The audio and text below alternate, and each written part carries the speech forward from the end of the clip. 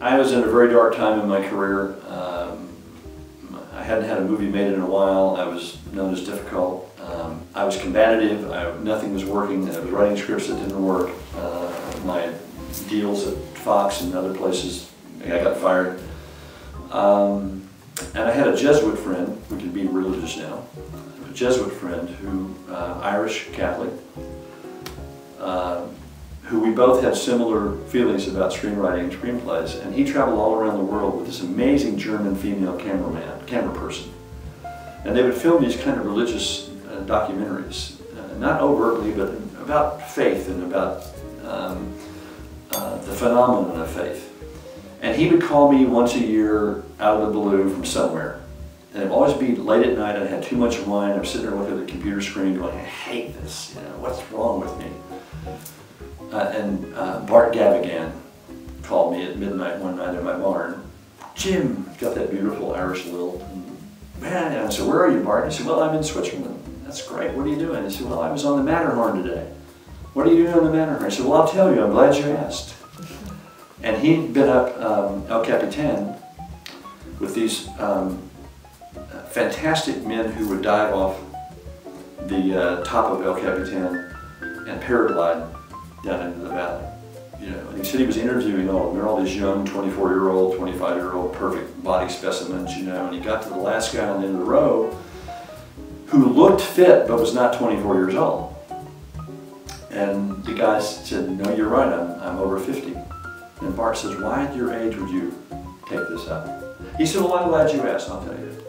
My father was a guide up El Capitan, my grandfather was a guide up El Capitan, my great-grandfather was a guide up El Capitan.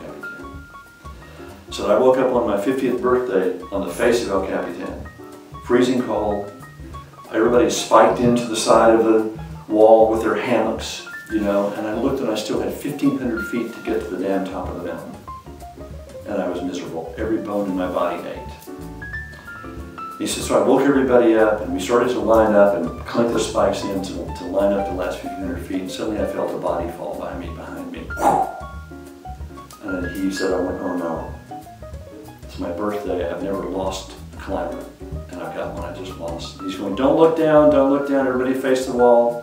Please, don't look down. And he leans back and looks down and he sees this body just plummeting thousands of feet to their death. And as he's watching, all of a sudden this red plume opens up on the back of the fallen body, and the body begins to rise up in the air. And it's this hang glider, diver, gliding down the valley. It's getting a view that this climber would never get. And he said, this man was using gravity in a positive way, and I still had 1,500 feet to climb. He said, from now on, I go with gravity. That's why I jump. And I just went, Bart, oh, you saved me. Go with gravity. It's a positive force, not a negative force. And from that day on, that's when I made 5 movies in a row after that. I stopped, I said, you know what? I'm going to stop resisting gravity. I'm going to go with it. I'm going to let it take me. I'm not going to fight it. Wherever gravity goes, I'm going to take it as an opportunity. I'm going to do something with it. And go with gravity became my mantra. Never grow up, never give up. So that inspires me. I mean, not work on you, but it's kept me going for a long time. So, grazie mille.